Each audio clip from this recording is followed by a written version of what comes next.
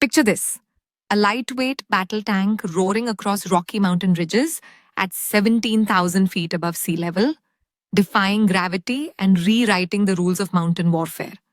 Intrigued? Stick around, because today I'm diving into two groundbreaking developments that are set to transform India's defense might. Hello, everyone. If you're passionate about India's rise on the global stage, you've come to the right place. First up, the Indian Army's high altitude trials of the homegrown Zorawar light tank in Ladakh. Then we'll jet off to the Indo-French deal that promises to power India's future stealth fighter, the AMCA, with a cutting-edge engine. By the end of this episode, you'll see how these initiatives are turbocharging India's push for self-reliance in defense. Ready? Let's roll. Ladakh, Eastern Sector, Summer 2025. The Army is putting its indigenously developed Zorawar light tank through its paces in some of the planet's toughest terrain. After the 2020 standoff with China, where PLA Type 15 tanks proved a game changer, India realized it needed its own mountain warrior on treads. So what exactly is Zorawar? Picture a 25-ton marvel built for agility with a high power-to-weight ratio engine, advanced day-night optics, drone integration for real-time targeting, and AI-based fire control systems. All of this was dreamed up under Project Zorawar as part of our Aatmanirbhar Bharat mission in defense. On July 9th, 2025, the Ministry of Defense kicked off final user validation trials. The first batch of tanks went to an armored corps unit in eastern Ladakh, where they'll tackle steep ascents, razor-sharp ridges, and sub-zero nights. Here's a surprising fact. Above 5,000 meters, air density drops by nearly half. Engines lose power, cooling systems struggle, and crew endurance is tested to the limit. Yet Zorawar's engine is tuned to deliver optimum performance even in oxygen-starved air. Imagine directing artillery fire from your tank while a surveillance drone hovers overhead, feeding you live video. That's battlefield situational awareness taken to a whole new level. But beyond the tech, these trials prove India's defense ecosystem, DRDO labs, L&T manufacturing, and army units all working in perfect sync. Why does this matter to you? Once the trials clear their hurdles, mass production can begin, meaning rapid deployment along the entire line of actual control. That's a major deterrent message to anyone thinking of poking the bear along our high-altitude frontier. Did you know it takes over 300 manpower hours to assemble a single Zorawar tank? That's the dedication fueling our self-reliant push. And coming up are follow-on contracts worth billions of rupees, plus spin-off tech for civilian heavy machinery.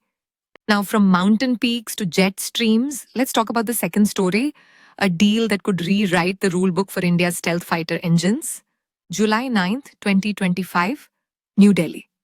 India and France signed a landmark intergovernmental agreement to co-develop a high-thrust engine for India's advanced medium combat aircraft, the AMCA.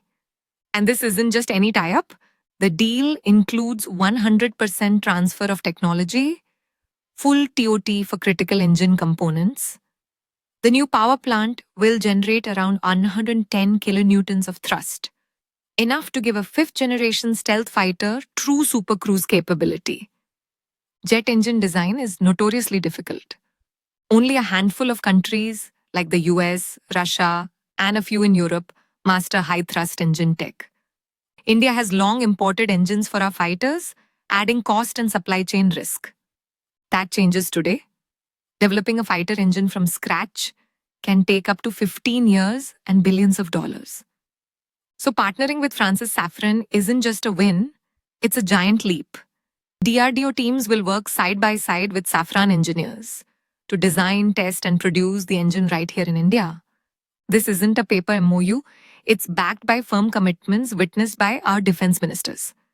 The engine will power not only the AMCA, but also future naval fighters and unmanned combat jets.